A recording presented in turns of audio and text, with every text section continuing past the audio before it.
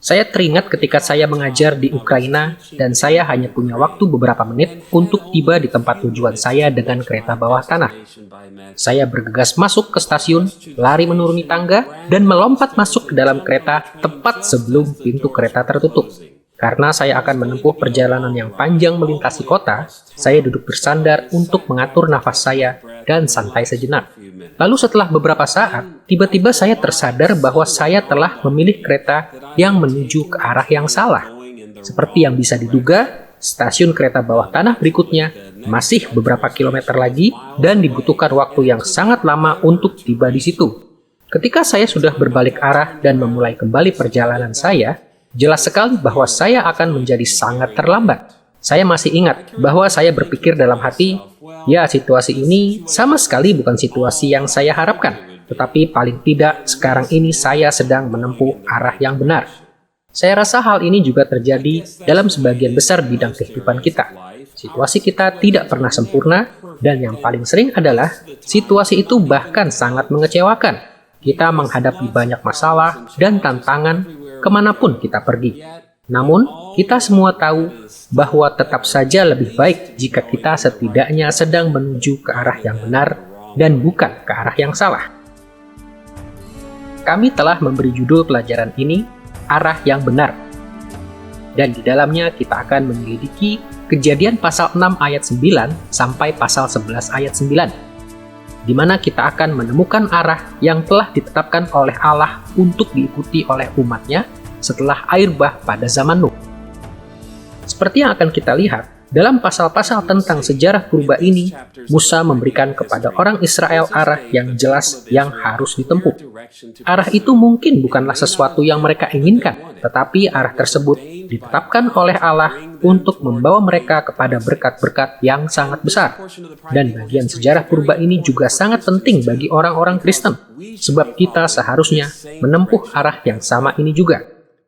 Studi kita tentang Kejadian pasal 6 ayat 9 sampai pasal 11 ayat 9 ini akan dibagi menjadi 3 bagian. Pertama, kita akan meneliti struktur sastra dari pasal-pasal ini. Kedua, kita akan menyelidiki makna asalinya dengan memahami mengapa Musa menulis materi ini untuk Israel. Dan ketiga, kita akan melihat perjanjian baru sebagai pedoman untuk menerapkan pasal-pasal ini dalam kehidupan kita. Marilah kita memulai studi kita tentang arah yang benar dengan cara menyelidiki struktur sastra dari pasal-pasal ini.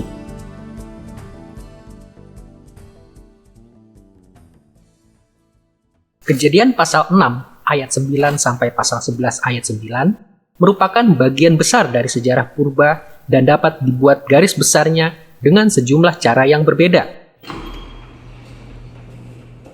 Untuk tujuan kita akan membagi pasal-pasal ini ke dalam 2 bagian utama.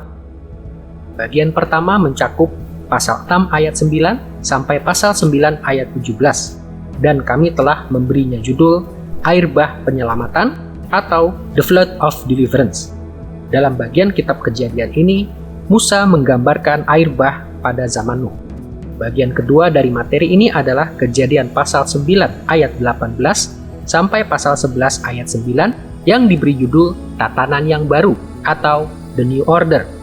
Bagian ini menggambarkan beberapa peristiwa yang penting sekali yang terjadi sesudah air bah dan yang menetapkan pola-pola yang terus bertahan yang menjadi ciri dari dunia setelah air bah.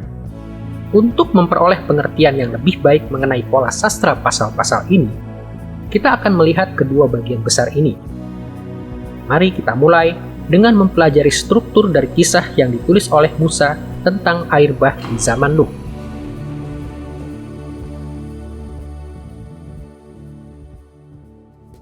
Selama beberapa tahun belakangan ini, sejumlah penafsir telah menyebutkan bahwa kisah tentang air bah Nuh menunjukkan pola sastra yang relatif jelas. Sekalipun kita bisa saja menggambarkan pola ini dengan beberapa cara, dalam pelajaran ini kita akan menunjukkan bagaimana pasal-pasal ini membentuk simetri drama 5 langkah. Langkah pertama narasi ini muncul dalam Kejadian pasal 6 ayat 9 sampai ayat 22. Dan kita akan menyebutnya perjanjian awal Allah dengan Nuh. Pada bagian narasi ini, Musa mencatat bahwa Nuh adalah orang benar di dalam dunia yang telah rusak. Allah berfirman kepada Nuh dan mewahyukan mengapa ia berencana untuk membinasakan umat manusia.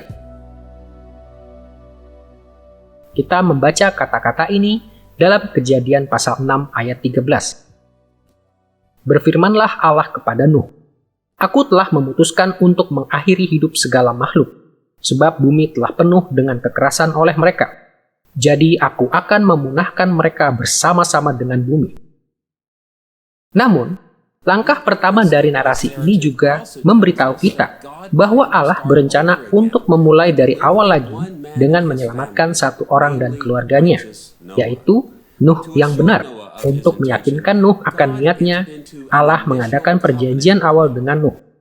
Dalam Kejadian pasal 6 ayat 17-18, kita membaca bahwa Allah mengatakan hal ini kepada Nuh. "Segala yang ada di bumi akan binasa. Tetapi dengan engkau, aku akan mengadakan perjanjianku, dan engkau akan masuk ke dalam bahtera itu. Engkau bersama-sama dengan anak-anakmu, dan istrimu, dan istri anak-anakmu." Di awal kisah tentang air bah, Allah mengucapkan sumpah perjanjian untuk menyelamatkan Nuh dan keluarganya dari air bah yang akan datang. Perjanjian ini menjamin penyelamatan Nuh dan meneguhkan dirinya sebagai kepala dari umat manusia yang baru setelah air bah. Setelah kita melihat bagaimana kisah air bah dimulai dengan berfokus pada perjanjian awal Allah dengan Nuh, kita perlu melihat bagian terakhir dari kisah itu yang menyeimbangkan bagian pertama, yaitu pasal 8 ayat 20 sampai pasal 9 ayat 17, yang kita sebut perjanjian Allah yang tetap berlaku dengan Nuh. Sesuai dengan judul kita, dalam nas ini Allah kembali mendatangi Nuh setelah air bah dan mengadakan perjanjian lainnya dengan Nuh. Allah memutuskan untuk memberi kesempatan kepada umat manusia untuk menikmati suatu tatanan yang baru di dalam dunia, seperti yang kita baca dalam Kejadian pasal 8 ayat 22 berikut. Selama bumi masih ada, takkan berhenti-henti musim menabur dan menuai, dingin dan panas, kemarau dan hujan, siang dan malam. Untuk meneguhkan kepastian dari arah yang baru ini, Allah mengadakan perjanjian yang kedua dengan Nuh di akhir narasi tentang air bah dalam Kejadian pasal 9 ayat 11-15 berikut. "Maka kuadakan perjanjianku dengan kamu, bahwa sejak ini tidak ada yang hidup yang akan dilenyapkan oleh air bah lagi, dan tidak akan ada lagi air bah untuk memusnahkan bumi. Busurku kutaruh di awan, supaya itu menjadi tanda perjanjian antara aku dan bumi. Apabila kemudian kudatangkan awan di atas bumi, dan busur itu tampak di awan, maka aku akan mengingat perjanjianku yang telah ada antara aku dan kamu, serta segala makhluk yang hidup." Jadi kita melihat bahwa kisah tentang air bah Nuh berakhir dengan janji perjanjian, bahwa air bah tidak akan pernah lagi memusnahkan bumi, dan dengan Allah yang menaruh busurnya di awan sebagai tanda yang pasti bahwa ia tidak akan pernah melupakan janjinya. Janji penutup dalam perjanjian ini menunjukkan betapa pentingnya Nuh dalam sejarah purba. Ia adalah mediator perjanjian, suatu perjanjian yang mencakup semua generasi yang akan datang.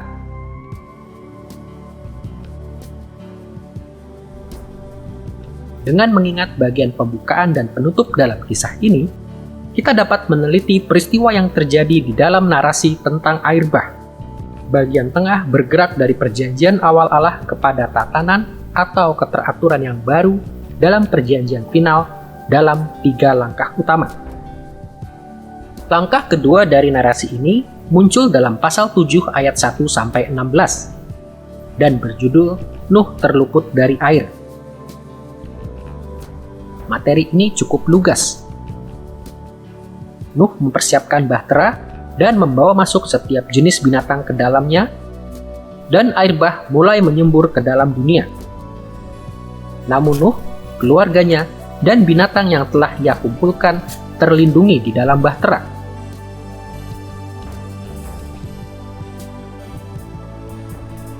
Bagian keempat dari kisah air bah Nuh membentuk paralel yang dramatis dengan langkah kedua. Bagian ini menggambarkan Nuh keluar ke daratan dalam Kejadian pasal 8 ayat 6-19. Setelah air bah mulai surut, Nuh merindukan munculnya daratan agar ia dapat meninggalkan bahtera. Setelah menunggu beberapa waktu, muncullah daratan, dan Allah memerintahkan Nuh untuk meninggalkan bahtera, sama seperti sebelumnya ia telah memerintahkan Nuh untuk memasukinya. Kini kita dapat melihat pusat atau titik balik dari narasi ini, yaitu Kejadian pasal 7 ayat 17 sampai pasal 8 ayat 5, yang telah kami beri judul Ingatan Allah akan Nuh.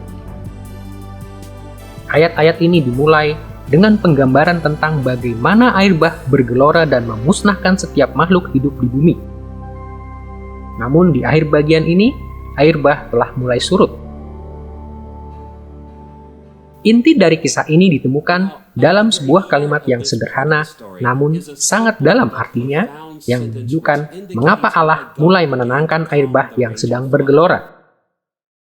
Dalam Kejadian pasal 8 ayat 1, Musa menulis bahwa di tengah-tengah badai, maka Allah mengingat Nuh dan segala binatang liar dan segala ternak yang bersama-sama dengan dia dalam bahtera itu. Dan Allah membuat angin menghembus melalui bumi, sehingga air itu turun. Dengan belas kasihan yang besar, Allah tidak melupakan perjanjian yang diadakannya dengan Nuh dan mereka yang bersamanya. Ia mengingat para penumpang bahtera itu dan bertindak untuk kepentingan mereka terhadap air bah yang bergelora. Garis besar kisah tentang air bah Nuh ini menjelaskan fokus utama kisah ini. Musa menulis tentang air bah sebagai kisah penyelamatan. Sekalipun penghakiman telah menimpa orang fasik di bumi, perhatian Musa yang utama adalah menunjukkan bahwa melalui Nuh, Allah menghantar umat manusia untuk memasuki dunia penuh berkat.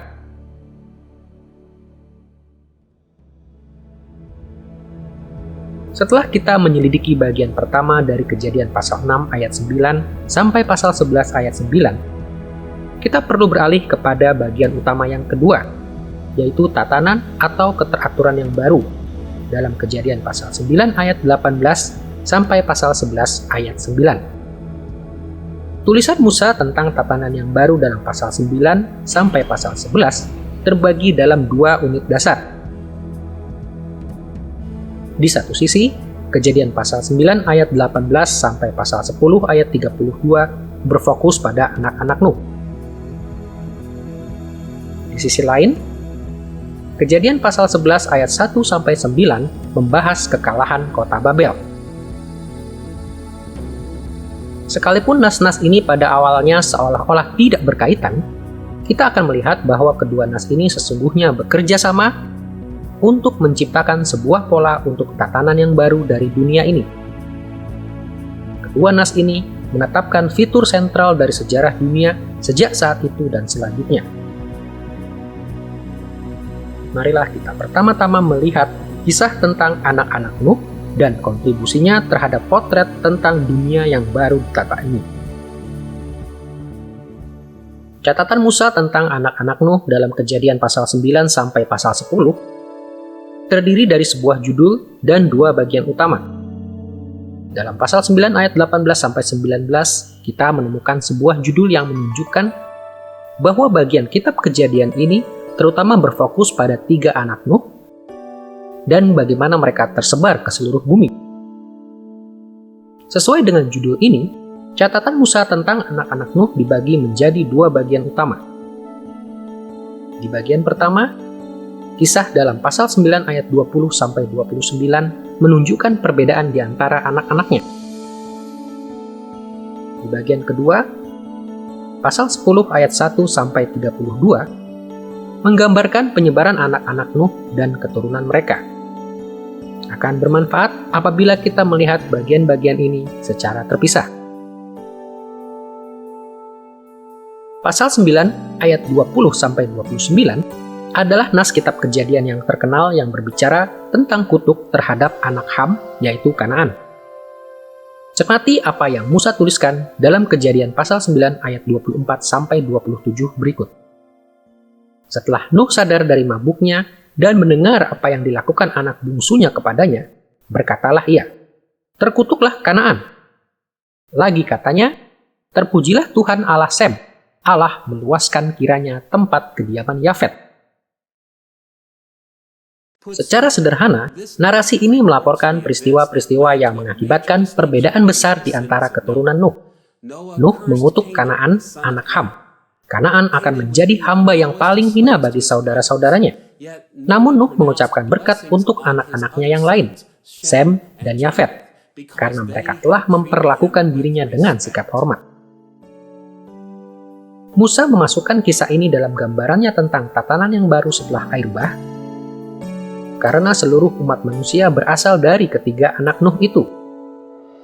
Perbedaan-perbedaan yang muncul di sini membawa kepada dinamika-dinamika dalam relasi-relasi manusia yang terlihat sejak zaman itu dan seterusnya di dalam sejarah Alkitab. Pandangan tentang perbedaan di antara anak-anak Nuh ini dikukuhkan oleh pasal 10. Penyebaran anak-anak Nuh. Dengan melihat generasi-generasi yang muncul lama setelah zaman Nuh, di dalam Kejadian pasal 10, Musa telah memberikan daftar contoh tentang tempat-tempat yang menjadi tujuan dari keturunan Ham, Sem, dan Yafet di seluruh dunia. Menurut Kejadian pasal 10, keturunan Yafet menghuni wilayah-wilayah di sebelah utara, timur laut, dan barat laut Kanaan. Dengan beberapa pengecualian, keturunan Ham pergi ke Afrika Utara, dan anak istimewa Ham, yaitu Kanaan, tinggal di tanah Kanaan, tanah perjanjian Israel. Keturunan Sem atau orang-orang Semit, sebagian besar menghuni wilayah semenanjung Arab. Catatan dari Kejadian pasal 10 ini sangat selektif dan dirancang untuk sekadar memberikan pola-pola migrasi secara umum.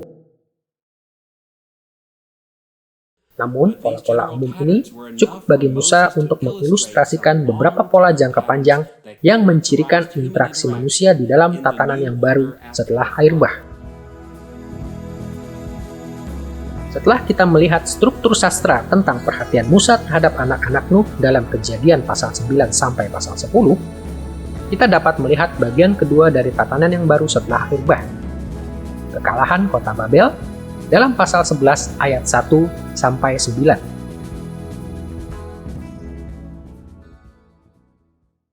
Kisah tentang Menara Babel terbagi dalam 5 langkah dramatis yang simetris. Langkah pertama dalam ayat 1 dan 2 diawali dengan kebersamaan dari mayoritas yang sangat besar dari umat manusia.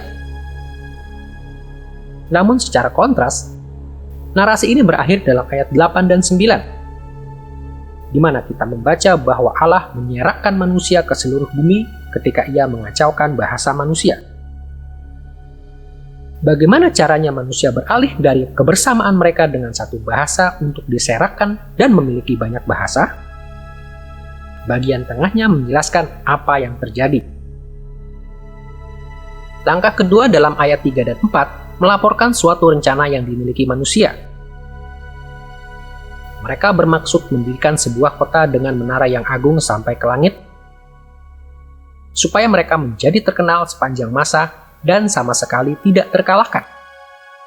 Namun demikian, langkah keempat dari narasi ini dalam ayat 6 dan 7 menyeimbangkan rencana manusia ini dengan melaporkan rencana tandingan Allah. Allah memanggil tentara surgawinya untuk menyerang kota itu dengan mengacaukan bahasa manusia, dan dengan demikian menghentikan pembangunan kota itu dan menaranya. Titik balik kisah ini muncul dalam ayat 5, di mana Allah menyelidiki kota itu dan menaranya. Begitu Allah melihat kota itu dan rencana-rencana yang sombong dari para penduduknya, ia memutuskan untuk mengakhiri pembangunan kota Babel. Jadi kita melihat bahwa menurut Musa, kehidupan setelah air bah itu jauh dari Firdaus yang mungkin kita bayangkan. Sebaliknya, tatanan yang baru itu mencakup interaksi yang kompleks di antara berbagai kelompok umat manusia. Tatanan yang baru itu juga mencakup lebih banyak perlawanan terhadap Allah, dan juga kekalahan yang pada akhirnya ditimpakan oleh Allah terhadap mereka yang menentang Dia. Sekalipun struktur-struktur dari tatanan yang baru ini mungkin terdengar aneh di telinga kita yang hidup pada masa kini, kita akan melihat bahwa semuanya itu berbicara dengan cukup jelas di dalam pengalaman-pengalaman orang Israel yang untuknya Musa menuliskan pasal-pasal ini.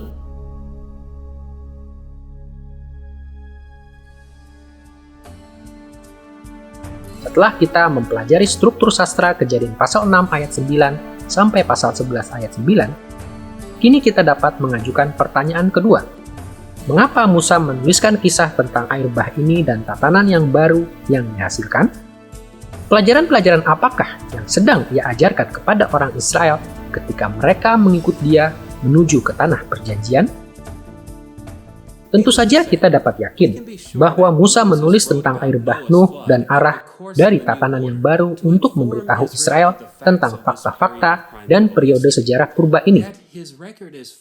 Namun catatannya itu terlalu selektif dan berorientasi pada tema-tema tertentu, jika memang hanya itu tujuannya. Musa menulis bukan saja untuk melaporkan tentang masa lalu, melainkan untuk membimbing Israel di zamannya juga. Kita akan memaparkan tujuan Musa dengan melihat 3 bagian dalam Kejadian pasal 6 ayat 9 sampai pasal 11 ayat 9. Pertama, kita akan meneliti makna asali dari kisah air bah.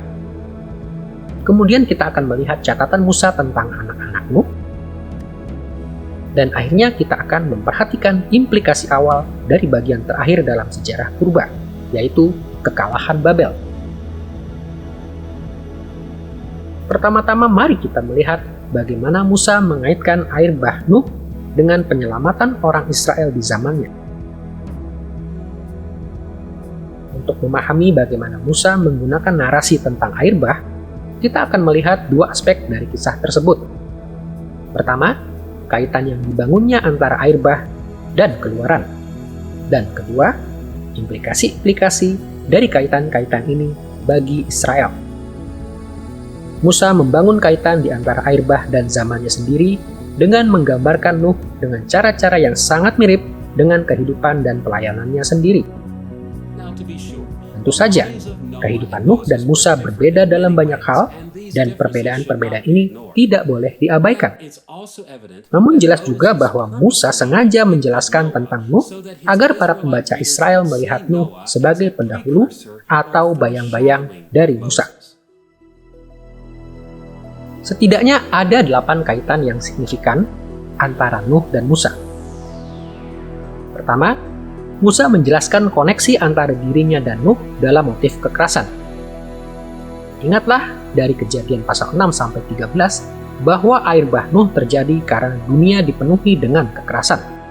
Seperti yang ditegaskan dalam Keluaran pasal 1 sampai pasal 2, orang Mesir telah melakukan banyak kekerasan terhadap umat Israel sebelum Musa dipanggil. Penyelamatan dari Mesir oleh Musa muncul sebagai respon terhadap kekerasan yang dilakukan terhadap orang Israel. Jadi tugas Nuh dan Musa adalah menyelamatkan dari kekerasan. Asosiasi kedua muncul ketika Musa menggunakan istilah bahtera. Kata Ibrani untuk bahtera Nuh di seluruh Kejadian pasal 6 sampai pasal 9 adalah tevah. Yang cukup menarik adalah bahwa hanya 1 kali lagi di bagian lainnya kata tevah digunakan oleh Musa, yaitu dalam Keluaran pasal 2 ayat 3 dan 5. Di sana Musa menyebut keranjang atau peti yang dipakai oleh ibunya untuk menempatkan dia sebagai bahtera atau tevah. Walaupun bahtera Nuh luar biasa besarnya, sedangkan bahtera Musa begitu kecil, Musa menunjuk kepada fakta bahwa baik ia maupun Nuh telah diselamatkan dari kematian karena air dengan menggunakan sebuah bahtera atau tevah. Di bagian ketiga, pentingnya perjanjian-perjanjian Allah juga menubuhkan Nuh sebagai bayang-bayang Musa. Seperti yang telah kita lihat, menurut Kejadian pasal 6 ayat 18 dan pasal 9 ayat 11 sampai 17, Nuh memasuki perjanjian dengan Allah untuk mewakili seluruh umat manusia. Tetapi tentunya kita tahu bahwa salah satu pelayanan utama Musa kepada Israel adalah sebagai mediator dari suatu perjanjian ilahi. Sebagaimana Keluaran pasal 19 sampai pasal 24 mengilustrasikan dengan begitu baik, Musa telah dipilih untuk memimpin orang Israel untuk memasuki suatu perjanjian yang istimewa dengan Yahweh ketika mereka datang ke Gunung Sinai.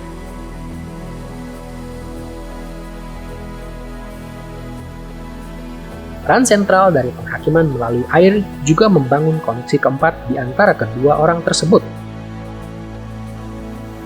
Dalam Kejadian pasal 6 sampai pasal 9, Allah menyelamatkan Nuh dan keluarganya dengan membawa mereka dengan selamat melalui air bah yang membinasakan orang-orang fasik di bumi. Sama halnya seperti yang dinyatakan kepada kita oleh Keluaran pasal 13 sampai pasal 15. Musa membawa Israel keluar dari Mesir dengan melintasi air laut Tebrau, yaitu air yang kemudian membinasakan tentara Mesir, para penindas itu. Dalam bagian kelima, Allah membuat angin berhembus untuk membalikan kembali aliran air di zaman Nuh maupun zaman Musa. Seperti yang telah kita baca, menurut Kejadian pasal 8 ayat 1, Allah membuat angin berhembus untuk mengeringkan air bah Nuh. Sama halnya, menurut Keluaran pasal 14 ayat 21, di Laut Tebrau, Tuhan menguakkan air laut dengan perantaraan angin timur yang keras.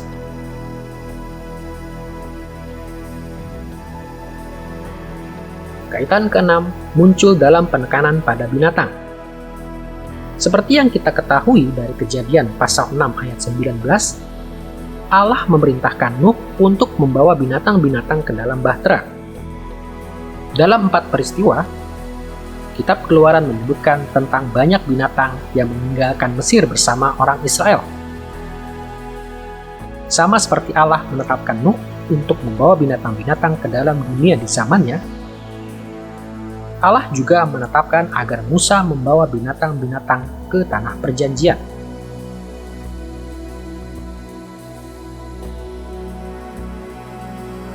Ketujuh, tema ingatan Allah juga mengaitkan Nuh dan Musa. Anda tentu ingat bahwa dalam Kejadian pasal 8 ayat 1, ketika air bergelora di zaman Nuh, Allah bertindak untuk kepentingan Nuh karena Allah mengingat Nuh. Allah telah mengikat perjanjian dengan Nuh bahwa ia akan menyelamatkan Nuh dari air bah, dan ia mengingat perjanjian itu. Dengan cara yang hampir sama, Allah memberitahu Musa bahwa ia melepaskan Israel dari Mesir karena ia mengingat perjanjiannya. Dengarkan apa yang Allah katakan kepada Musa dalam Keluaran pasal 6 ayat 4 berikut. Tetapi aku sudah mendengar juga orang-orang Israel yang telah diperbudak oleh orang Mesir, dan aku ingat kepada perjanjianku. Ingatan Allah memainkan peran yang penting pada masa air bah dan masa keluaran. Akhirnya, berkat-berkat alam juga mengasosiasikan Nuh dengan Musa. Nuh menghantar umat manusia kepada dunia yang baru, di mana Allah berjanji akan terdapat tatanan alam yang permanen dan stabil yang akan menguntungkan manusia. Dengan cara serupa, Musa memberitahu Israel bahwa di tanah perjanjian, alam akan tetap konstan dan menguntungkan dengan cara yang sama.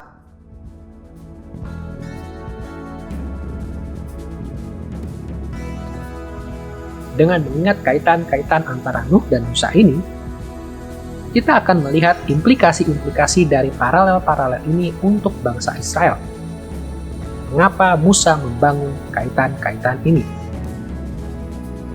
Untuk memahami implikasi-implikasi awal dari materi ini, kita harus ingat bahwa umat Israel telah benar-benar melakukan pemberontakan yang serius terhadap Musa, mempertanyakan otoritas dan hikmat dari programnya, yaitu keluar dari pendudukan. Tantangan-tantangan terhadap pelayanannya ini mendorong Musa untuk membangun kaitan-kaitan antara dirinya dengan Nuh. Allah telah memakai Nuh dalam air bah penyelamatan untuk menebus umat manusia dari kekerasan zaman purba yang mengerikan, dan untuk membangun kembali umat manusia dalam dunia baru yang penuh berkat. Dan dengan cara yang sama, Allah telah memilih Musa untuk melepaskan Israel dari kekerasan orang Mesir yang mengerikan dan menghantar Israel ke dalam dunia yang baru di tanah perjanjian. Rancangan Musa untuk Israel begitu mirip dengan air bah Nuh, sehingga tidak seorang pun dapat menyangkal bahwa itu berasal dari tangan Allah.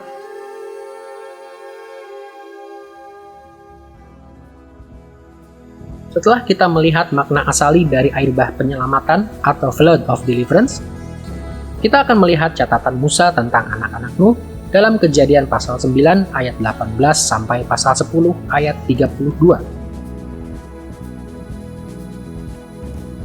Mengapa Musa memasukkan kisah ini ke dalam sejarah purbanya? Apakah tujuannya mengarahkan perhatian orang Israel kepada hal-hal ini? Untuk meneliti bagian ini dalam catatan Musa, kita akan memperhatikan 3 hal. Pertama, fokus khususnya kepada Kanaan. Kedua, tema konflik. Dan ketiga, implikasi-implikasi dari motif-motif ini bagi Israel. Pertimbangkanlah lebih dahulu bagaimana Musa memberikan perhatian kepada Kanaan. Ingatlah bahwa Nuh terjaga setelah ia tidur dalam keadaan mabuk dan menyadari bahwa Ham telah mempermalukannya dan bahwa Sem dan Yafet telah menghormati dia. Tentu saja tampaknya beralasan bagi Nuh untuk murka terhadap Ham dan mengutuknya dan memberkati kedua anaknya yang lain. Namun bukan itu yang terjadi. Dengarkan seluruh perkataan Nuh dalam Kejadian pasal 9 ayat 25 sampai 27 berikut ini. Terkutuklah Kanaan, hendaklah ia menjadi hamba yang paling hina bagi saudara-saudaranya. Lagi katanya, terpujilah Tuhan Allah Sem, tetapi hendaklah Kanaan menjadi hamba baginya. Allah meluaskan kiranya tempat kediaman Yafet, dan hendaklah ia tinggal dalam kemah-kemah Sem. Tetapi hendaklah Kanaan menjadi hamba baginya. Seperti yang kita lihat dalam nas ini, Sem dan Yafet menerima upah yang sepatutnya untuk kebenaran mereka. Tetapi nama Ham bahkan tidak disebut di sini. Malahan, Kanaan anak Ham itulah yang menerima kutuk Nuh. Apabila kita mencermati kisah ini, kita melihat bahwa Ham memiliki peran yang berbeda dengan saudara-saudaranya. Singkatnya, Ham tidak penting di samping fakta bahwa ia adalah ayah Kanaan. Perhatikan bagaimana Musa menulis tentang Ham dalam narasi ini. Dalam pasal 9 ayat 18 kita membaca, anak-anak Nuh yang keluar dari Bahtera adalah Sem, Ham, dan Yafet. Ham adalah bapa Kanaan. Identifikasi yang sama muncul juga dalam pasal 9 ayat 22. Maka Ham, bapak Kanaan itu, melihat aurat ayahnya.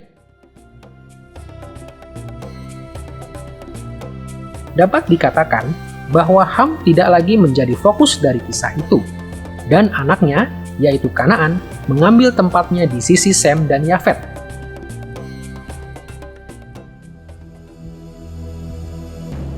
Dengan mengingat penekanan khusus pada Kanaan, kita dapat beralih kepada fokus kedua yang muncul dalam pembahasannya tentang anak-anak Nuh. Konflik dalam tatanan yang baru setelah air bah. Tema konflik memainkan peran yang besar dalam perhatian Musa terhadap anak-anak Nuh.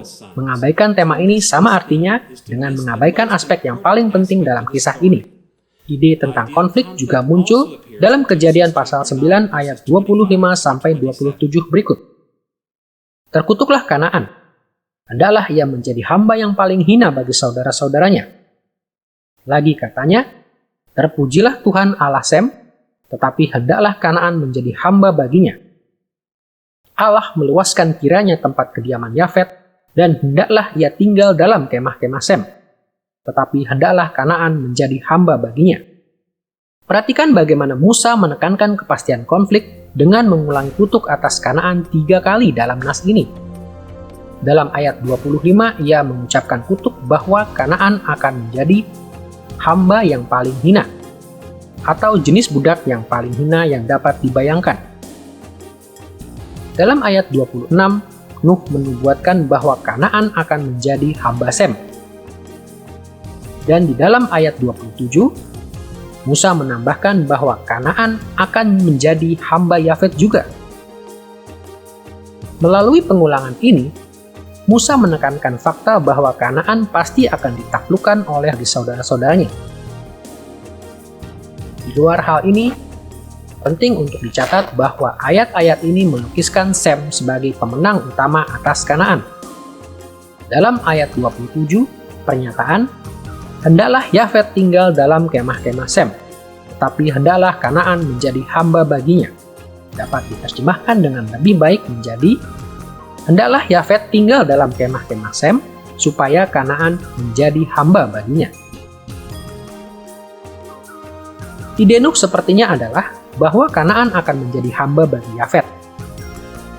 Hanya sejauh Yafet menggabungkan kekuatannya dengan Sem. Jadi sebenarnya, Musa percaya bahwa Sem akan memimpin dalam penaklukan Kanaan.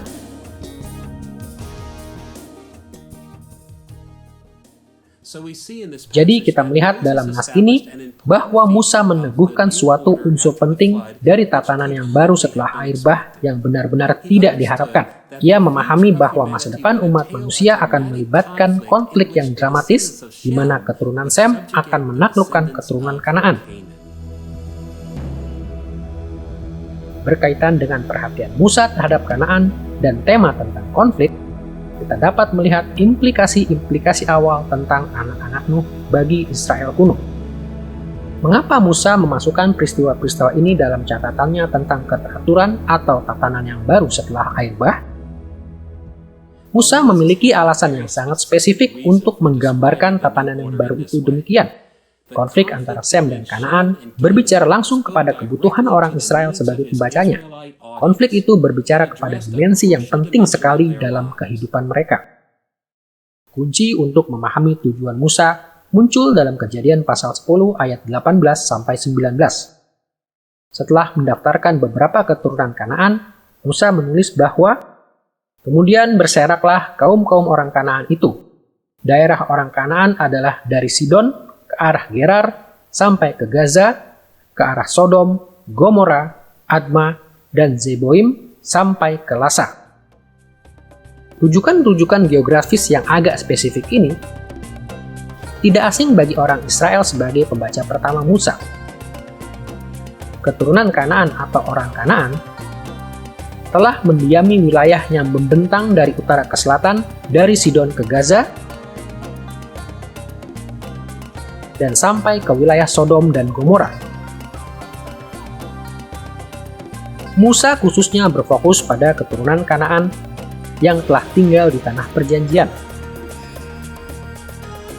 Sebagaimana bangsa Semit dipanggil secara khusus oleh Allah, umat Israel harus memasuki tanah milik orang Kanaan ini dan mengklaimnya sebagai milik mereka sendiri.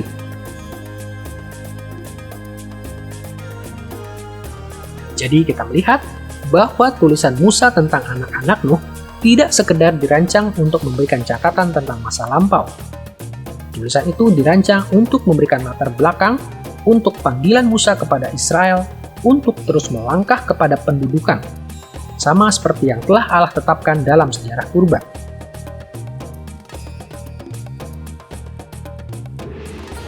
Sebagai akibatnya, orang Israel yang menolak panggilan Musa untuk menduduki tanah Kanaan bukan sekedar menentang Musa. Mereka sebenarnya melawan rencana Allah, tatanan yang telah Allah tegakkan untuk dunia setelah air bah.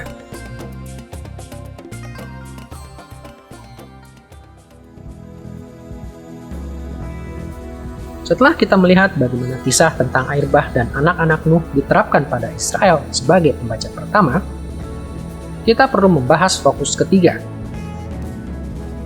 Maksud awal Musa ketika menulis tentang kekalahan Babel dalam Kejadian pasal 11 ayat 1-9. Untuk memahami bagaimana Musa menginginkan orang Israel untuk menerapkan kisah kekalahan Babel ini dalam kehidupan mereka, kita akan mengamati 3 aspek dari nas ini. Pertama, gambaran Musa tentang kota itu. Kedua, gambaran Musa tentang kemenangan Yahweh. Dan ketiga, implikasi-implikasi bagi orang Israel ketika mereka bergerak menuju ke tanah perjanjian. Marilah kita melihat terlebih dahulu gambaran kotanya.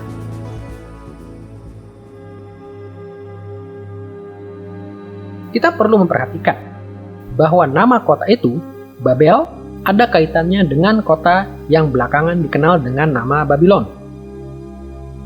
Pada zaman Musa, kota Babylon sangat terkenal di wilayah timur dekat kuno. Kota itu telah menjadi pusat peradaban selama bertahun-tahun dan reputasinya telah mencapai proporsi mitos. Jadi ketika Musa menulis tentang suatu tempat yang disebut Babel setelah air bah, orang Israel sebagai pembacanya akan langsung mengenali tempat ini sebagai asal mula dari pusat kota yang agung di zaman purba.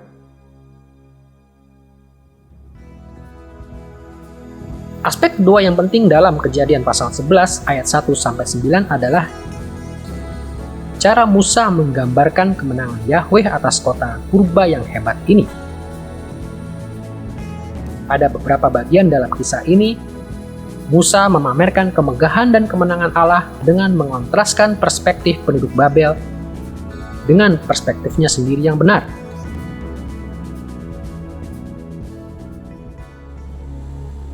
Perhatikan cara Musa membahas tema penyerakan, atau dalam bahasa Ibrani, kata kerja puts. Di satu sisi, penduduk Babel sangat khawatir dengan kemungkinan bahwa mereka akan terserak. Dalam pasal 11 ayat 4, kita mendapati bahwa mereka membangun kota itu agar mereka jangan terserak ke seluruh bumi. Namun secara kontras, Musa 2 kali melaporkan bahwa Allah justru melakukan hal yang tidak diinginkan oleh orang Babel. Dalam pasal 11 ayat 8 kita membaca bahwa demikianlah mereka diserakkan Tuhan dari situ ke seluruh bumi. Dan sekali lagi, dalam pasal 11 ayat 9 kita menemukan bahwa dari situlah mereka diserakkan Tuhan ke seluruh bumi.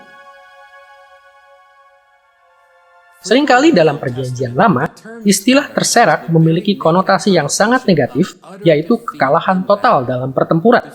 Para prajurit yang kalah itu terserak saat musuh-musuh mereka mengejar mereka dan membunuh mereka di tengah pelarian mereka. Dan ini merupakan konotasi dalam kisah ini juga. Musa menyajikan kisah ini sebagai suatu catatan tentang kemenangan yang luar biasa bagi Yahweh. Yahweh memanggil bara tentara surgawinya untuk berperang melawan kota Babel dan mengejar penduduknya yang melarikan diri ke seluruh muka bumi.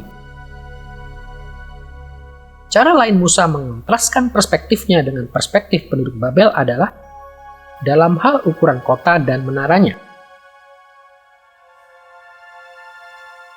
Menurut Kejadian pasal 11 ayat 4, penduduk Babel menginginkan sebuah menara yang puncaknya mencapai langit, tempat Allah-Allah mereka. Namun Musa mencemooh ide ini. Sebaliknya dalam Kejadian pasal 11 ayat 5, ia menulis, "Lalu turunlah Tuhan untuk melihat kota dan menara yang didirikan oleh anak-anak manusia itu."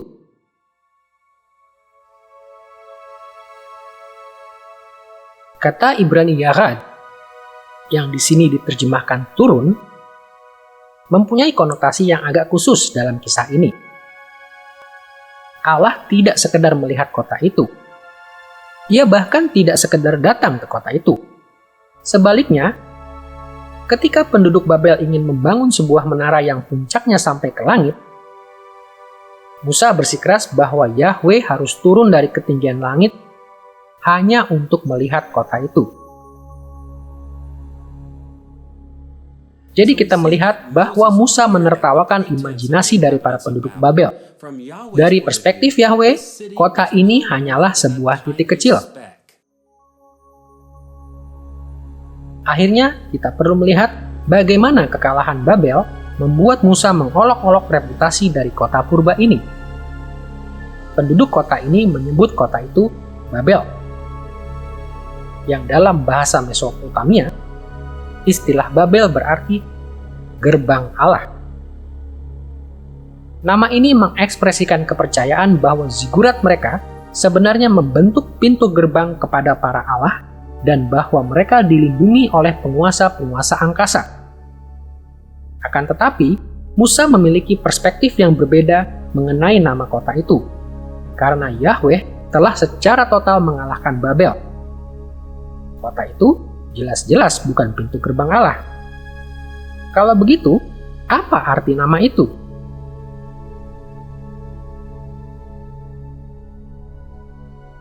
Jawaban Musa yang sangat sinis muncul dalam Kejadian pasal 11 ayat 9 berikut. Itulah sebabnya sampai sekarang nama kota itu disebut Babel, karena disitulah dikacau balaukan Tuhan bahasa di seluruh bumi. Untuk memahami sarkasme Musa dalam ayat ini, kita perlu mengerti bagaimana ia memainkan bunyi dari dua kata Ibrani. Pertama, ia berkata, itu sebabnya nama kota itu disebut Babel. Kata Ibrani untuk Babel adalah Bavel, versi Ibrani untuk istilah yang dipakai oleh penduduk Mesopotamia untuk menamai tempat itu. Namun kemudian Musa menjelaskan bahwa kota itu memakai nama tersebut karena Tuhan telah mengacau balaukan bahasa manusia di tempat itu. Kata Ibrani yang diterjemahkan kacau balau adalah balau, yang bunyinya cukup mirip dengan Bavel dalam bahasa Ibrani, sehingga sarkasme Musa berhasil. Ia mencerca kota kuno itu dengan mengatakan bahwa alasan sesungguhnya kota itu disebut Babel adalah karena balau atau kekacauan yang terjadi di sana.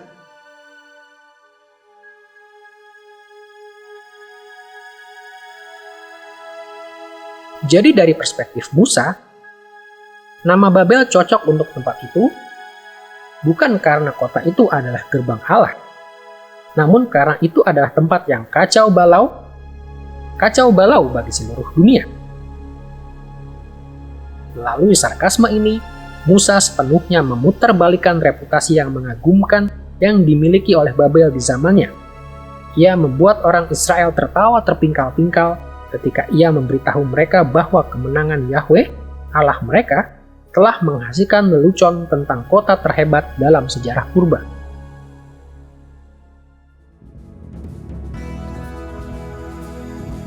Dengan mengingat gambaran tentang kota itu serta kemenangan Yahweh, kita siap untuk melihat implikasi-implikasi dari kisah ini untuk bangsa Israel ketika mereka berjalan menuju ke tanah perjanjian. Seperti yang kita ketahui, di Kadesh Barnea, Musa mengutus mata-mata ke tanah Kanaan yang pulang dengan membawa laporan yang buruk. Mereka mengklaim bahwa Israel tidak dapat menaklukkan tanah Kanaan karena kekuatan di sana terlalu hebat. Akibatnya, orang Israel menolak untuk mendudukinya dan menghabiskan 40 tahun berikutnya dengan mengembara di padang belantara. Baru pada saat generasi berikutnya telah dewasa, Musa siap untuk memimpin Israel untuk melawan Kanaan sekali lagi. Satu aspek dari laporan buruk ini menolong kita untuk memahami signifikansi dari kekalahan Babel purba. Dengarkan apa yang dikatakan oleh para mata-mata itu tentang kota-kota Kanaan, sebagaimana dilaporkan dalam Ulangan pasal 1 ayat 28 berikut. Orang-orang itu lebih besar dan lebih tinggi daripada kita. Kota-kota di sana besar dan kubu-kubunya sampai ke langit. Sayangnya kebanyakan terjemahan modern untuk ayat ini gagal menunjukkan kaitan antara deskripsi tentang kota-kota Kanaan ini dengan Menara Babel.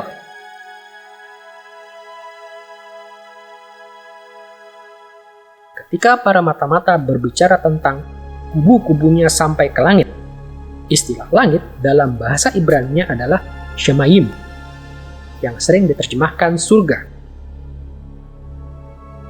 Sebenarnya, istilah yang sama digunakan oleh Menara Babel ketika digambarkan sebagai sebuah menara yang puncaknya sampai ke langit dalam Kejadian pasal 11 ayat 4. Dalam kedua contoh tersebut, idenya adalah bahwa kota-kota itu tidak terkalahkan karena telah mencapai ketinggian langit. Jadi memang Musa mengaitkan antara kota Babel purba dan kota-kota Kanaan. Orang Israel berpikir bahwa kubu-kubu yang mengelilingi kota-kota Kanaan sampai ke langit. Sama seperti mereka yang mendirikan Menara Babel, berpikir bahwa zigurat mereka telah sampai ke langit.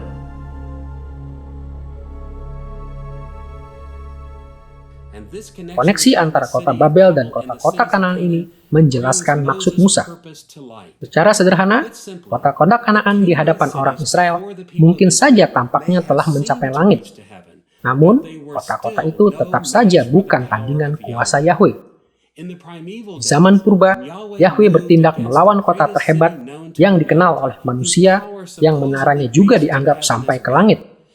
Namun kota purba ini, yang lebih besar dari semua kota Kanaan, dengan mudah dihancurkan oleh Yahweh. Sama seperti Allah telah menyelamatkan umat manusia untuk menikmati tatanan yang baru melalui air bah pada zaman purba, Ia telah menyelamatkan Israel dari Mesir. Dan sama seperti Allah telah menetapkan konflik antara Sem dan Kanaan, Musa sedang memimpin Israel ke tanah Kanaan. Dan sama seperti Allah telah mengalahkan kota Babel yang hebat, Ia juga akan memberikan kemenangan kepada Israel atas kota-kota Kanaan. Dari pasal-pasal tentang sejarah purba ini, bangsa Israel seharusnya memahami bahwa mengikut Musa menuju tanah perjanjian berarti menempuh arah yang benar.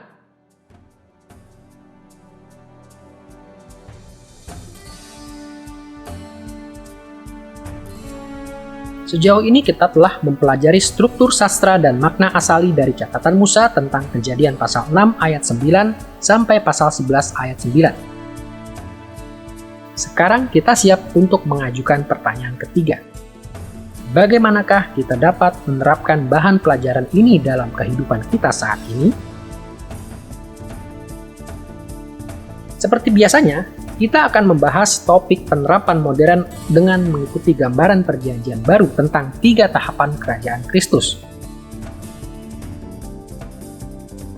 Kita akan melihat terlebih dahulu bagaimana air bah penyelamatan dan tatanan yang baru yang dihasilkan itu diterapkan pada inaugurasi kerajaan pada kedatangan Kristus yang pertama. Kemudian kita akan membahas relevansi dari hal-hal ini bagi kontinuitas kerajaan itu di sepanjang sejarah gereja. Dan akhirnya kita akan meneliti bagaimana perjanjian baru menerapkan bagian sejarah purba ini pada penyempurnaan kerajaan itu ketika Kristus datang kembali dalam kemuliaan.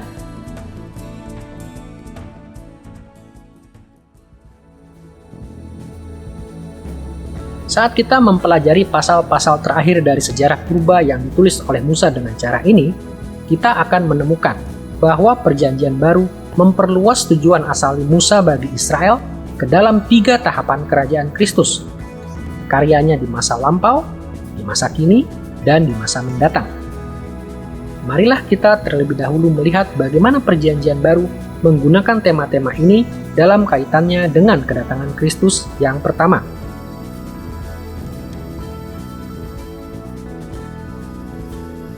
Dalam inaugurasi kerajaan, Kristus menggenapkan keselamatan yang agung sebagai wakil umatnya dengan cara-cara yang konsisten dengan tema-tema yang ditekankan oleh Musa dalam Kejadian pasal 6 ayat 9 sampai pasal 11 ayat 9. Kita dapat melihat kaitan-kaitan ini setidaknya dalam 2 hal: perjanjian yang diperantarai oleh Kristus dan kemenangan yang Ia capai. Di satu sisi, Kristus telah membawa penyelamatan bagi umatnya melalui perjanjian yang meluputkan mereka dari penghakiman Allah.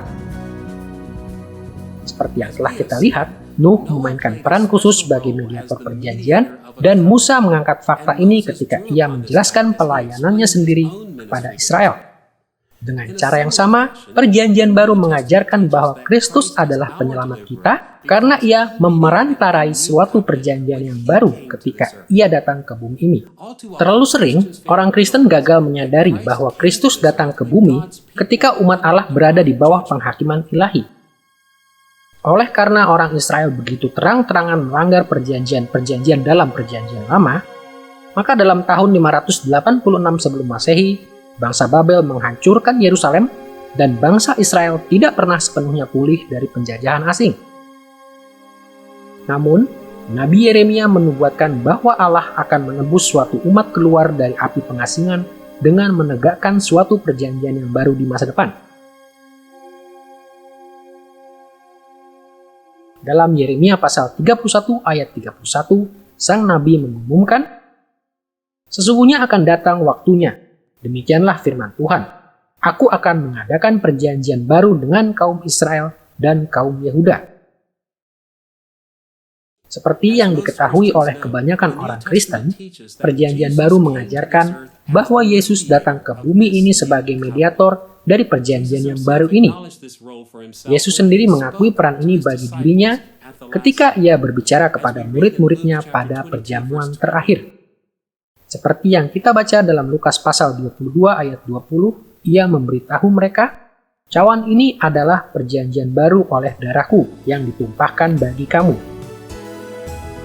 Jadi kita melihat bahwa sama seperti Nuh telah diselamatkan dari penghakiman sebagai mediator perjanjian ilahi, maka dalam inaugurasi kerajaan, Yesus menyelamatkan mereka yang percaya kepadanya dari penghakiman dengan menjadi mediator perjanjian yang baru itu melalui darahnya yang ia curahkan di atas kayu salib.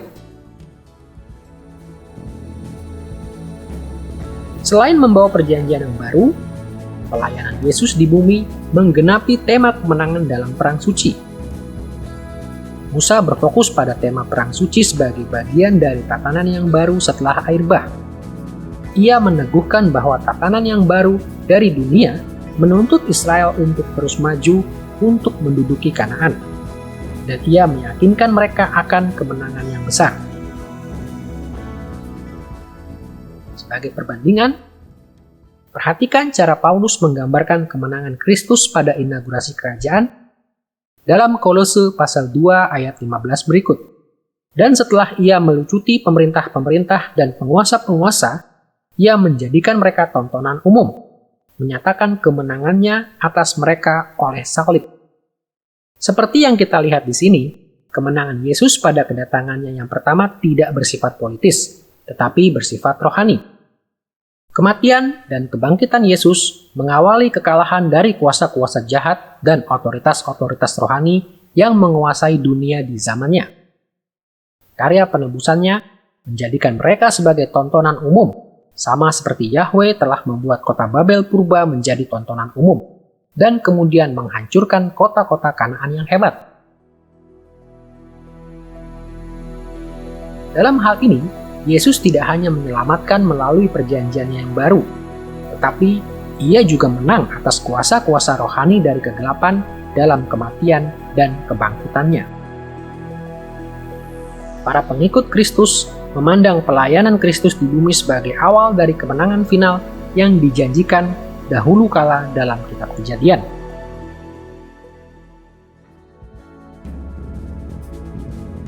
Seperti yang dapat kita duga, Perjanjian Baru tidak sekedar mengaitkan tema-tema dari Kejadian pasal 6 ayat 9 sampai pasal 11 ayat 9 dengan kedatangan Kristus yang pertama.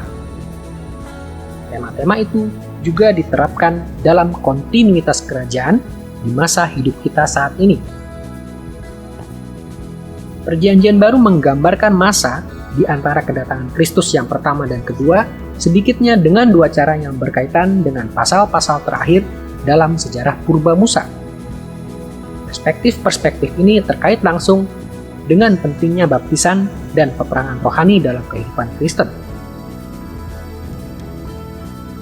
Ketika kita menjalani kehidupan Kristen dalam zaman ini, kita mengalami signifikansi air bah Nuh dan tatanan yang baru yang dibangun setelah air bah. Satu nas perjanjian baru secara khusus menjelaskan baptisan dalam kaitannya dengan air bah penyelamatan di zaman Nuh.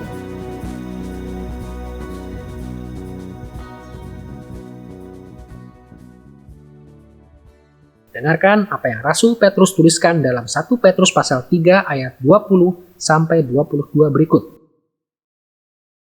Allah tetap menanti dengan sabar waktu Nuh sedang mempersiapkan bahteranya, di mana hanya sedikit yaitu 8 orang yang diselamatkan oleh air bah itu. Juga kamu sekarang diselamatkan oleh kiasannya, yaitu baptisan. Maksudnya bukan untuk membersihkan kenajisan jasmani, melainkan untuk memohonkan hati nurani yang baik kepada Allah oleh kebangkitan Yesus Kristus, yang duduk di sebelah kanan Allah, setelah ia naik ke sorga, sesudah segala malaikat, kuasa, dan kekuatan ditaklukkan kepadanya.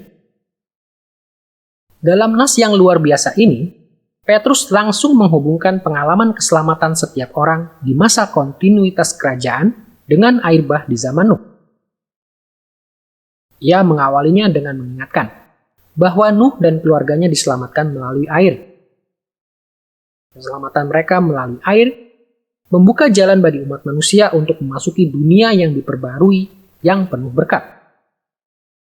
Tetapi perhatikan juga bahwa Petrus menunjukkan kaitan langsung antara air dari air bah Nuh dan kehidupan Kristen dengan berfokus pada baptisan. Ia mengatakan bahwa air di zaman Nuh melambangkan atau mengantisipasi air baptisan Kristen. Seperti yang telah kita lihat dalam pelajaran ini, air di zaman Nuh membersihkan dunia dari kecemaran yang mengerikan dan membuka jalan bagi awal yang baru.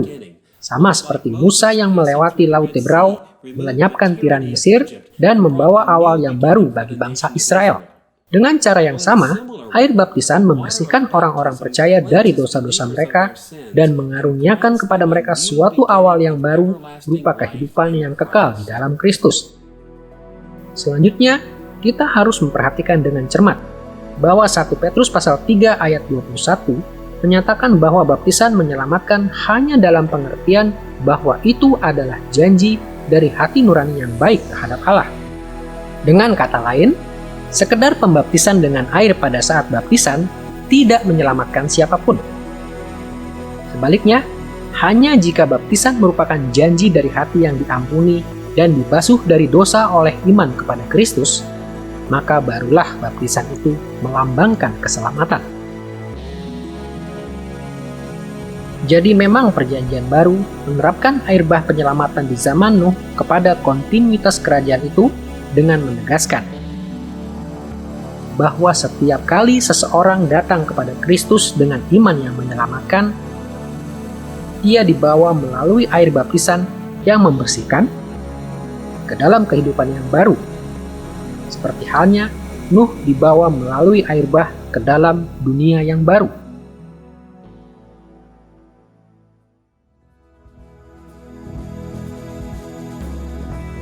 Akan tetapi, seperti yang telah kita lihat, sejarah purba Musa mengindikasikan bahwa air pada zaman Nuh mengantar manusia kepada perang suci. Awalnya Musa menarik perhatian kepada fakta ini untuk mendorong Israel untuk menundukkan diri kepada tatanan yang baru ini dengan maju untuk menduduki Kanaan. Demikian pula perjanjian baru menerapkan ajaran ini kepada kontinuitas kerajaan ketika melukiskan peperangan rohani yang dihadapi oleh setiap orang percaya.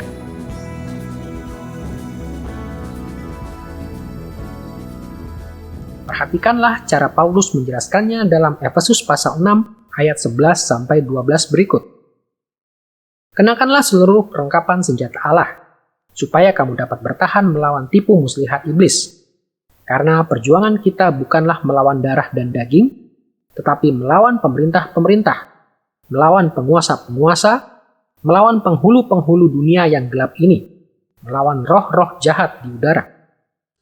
Nas ini dan nas-nas perjanjian baru yang lain secara gamblang mengajarkan bahwa umat Kristen pada masa kini sedang berperang melawan kejahatan.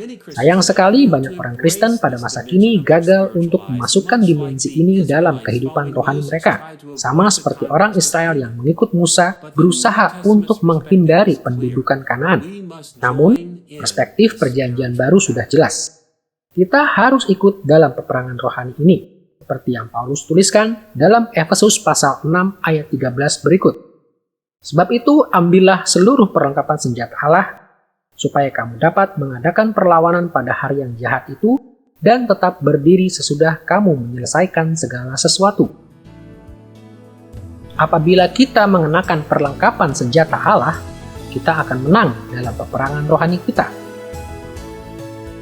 Jadi kita melihat bahwa sama seperti perjanjian baru menghubungkan penyelamatan Nuh melalui air bah dengan penyelamatan kita melalui baptisan, perjanjian baru juga mengajarkan bahwa sama seperti dunia purba diselamatkan untuk masuk ke dalam peperangan, baptisan Kristen menyelamatkan kita untuk terlibat dalam peperangan rohani setiap hari dalam kehidupan kita.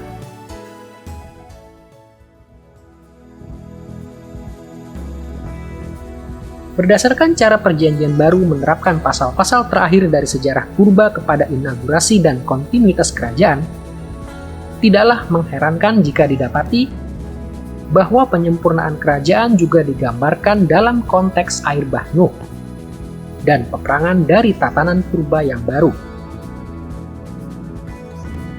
Para penulis perjanjian baru menunjukkan kaitan-kaitan ini dengan menjelaskan kedatangan kembali Kristus dalam kemuliaan sebagai bencana besar terakhir dan peperangan terakhir.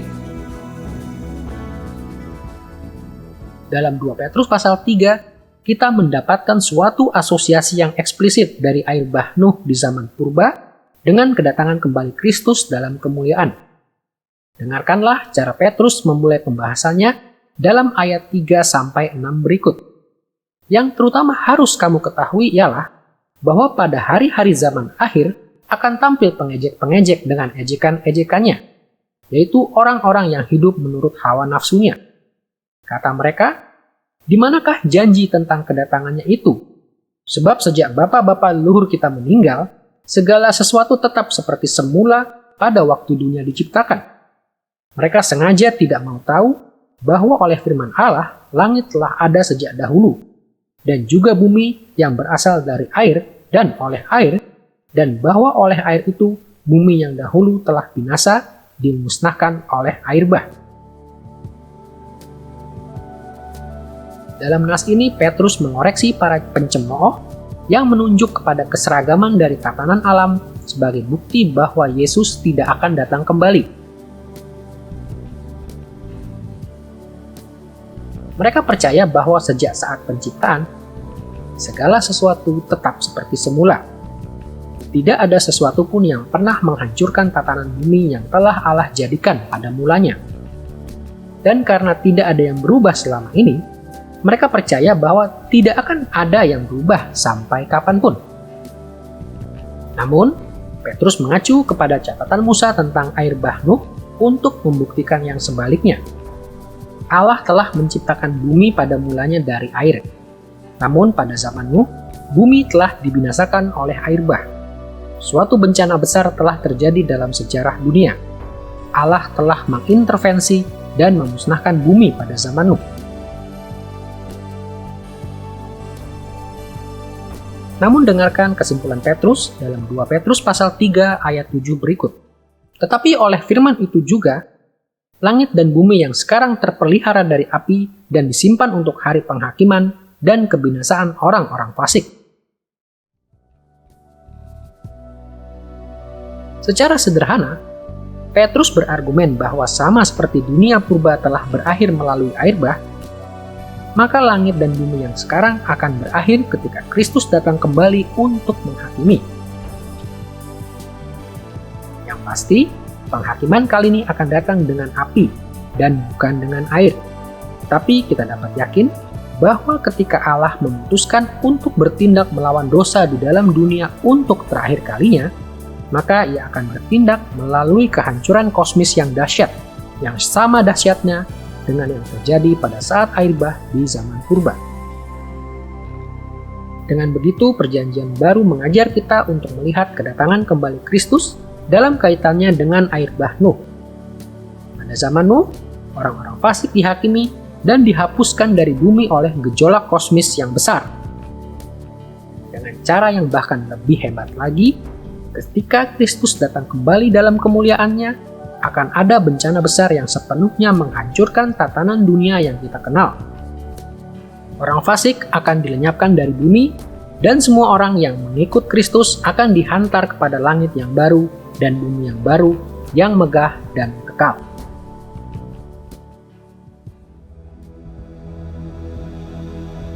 Namun, Seperti yang telah kita lihat dalam sejarah purba, air bah Nuh disertai dengan konflik dan perang antara umat Allah dan seteru-seteru Allah. Sejalan dengan asosiasi ini, Perjanjian Baru juga menggambarkan kedatangan kembali Kristus sebagai perang kosmis terakhir. Dengarkan cara Rasul Yohanes menulis tentang kedatangan kembali Kristus dalam Wahyu pasal 19 ayat 11 sampai 16 berikut. Lalu aku melihat sorga terbuka. Sesungguhnya ada seekor kuda putih, dan ia yang menungganginya bernama yang setia dan yang benar. Ia menghakimi dan berperang dengan adil, dan matanya bagaikan nyala api, dan di atas kepalanya terdapat banyak mahkota. Dan padanya ada tertulis suatu nama yang tidak diketahui seorang pun kecuali ia sendiri. Dan ia memakai jubah yang telah dicelup dalam darah, dan namanya ialah Firman Allah. Dan semua pasukan yang di sorga mengikuti dia. Mereka menunggang kuda putih, dan memakai lenan halus yang putih bersih. Dan dari mulutnya keluarlah sebilah pedang tajam yang akan memukul segala bangsa. Dan ia akan menggembalakan mereka dengan gada besi. Dan ia akan memeras anggur dalam kilangan anggur, yaitu kegeraman murka Allah yang maha kuasa. Dan pada jubahnya dan pahanya tertulis suatu nama, yaitu Raja segala Raja dan Tuan di atas segala Tuan. Dalam bahasa spektakuler dari penglihatan apokaliptik, Yohanes menyatakan bahwa kedatangan kembali Kristus akan menjadi perang yang mendunia, di mana Kristus sendiri akan muncul dan membinasakan semua musuhnya. Kemuliaan dari kemenangan yang kekal akan diberikan kepada mereka yang percaya kepada Kristus agar diselamatkan. Namun penghakiman dan kebinasaan akan menimpa mereka yang telah menolak Dia. Jadi kita melihat bahwa Perjanjian Baru menampilkan penyempurnaan kerajaan Kristus sebagai pengalaman puncak dari kemenangan Allah atas kejahatan. Allah tetap berketetapan untuk menegakkan kerajaannya, untuk melawan semua seterunya. Ketika Kristus datang kembali dalam kemuliaan, tujuan ilahi ini akan sepenuhnya terwujud. Orang fasik akan dibinasakan, dan umat Allah dalam Kristus akan menikmati kemenangan dan damai sejahtera yang kekal di dalam langit yang baru dan bumi yang baru. Dalam pelajaran ini, kita telah mempelajari Kejadian pasal 6 ayat 9 sampai pasal 11 ayat 9. Dalam bagian Alkitab ini, Musa menyatakan arah yang benar yang harus diikuti oleh bangsa Israel ketika ia memimpin mereka ke tanah perjanjian. Kita telah melihat struktur sastra dari pasal-pasal ini dan bagaimana Musa merancangnya untuk mendorong orang Israel agar berani maju untuk menduduki Kanaan. Dan kita juga telah mempelajari bagaimana Perjanjian Baru menerapkan tema-tema ini pada 3 tahapan kerajaan Kristus. Ketika kita menghadapi pergumulan-pergumulan dan tantangan-tantangan untuk hidup bagi Kristus dalam dunia yang sudah jatuh dalam dosa ini, kita harus menghayati berita yang Musa sampaikan kepada umat Israel di zaman dahulu. Di dalam Kristus, Allah telah menyelamatkan kita dari tirani dosa, sama seperti Ia telah menyelamatkan dunia purba melalui Nuh. Namun, Ia juga telah menempatkan kita di jalan yang mengharuskan adanya periode konflik dan peperangan, sementara kita menantikan hari ketika Kristus membawa kemenangan puncak bagi umatnya. Belum saat itu tiba, kita mengetahui bahwa dunia yang kita diami belumlah sempurna, tetapi kita dapat yakin bahwa mengikut Kristus dalam peperangan rohaninya bagi dunia berarti menempuh arah yang benar.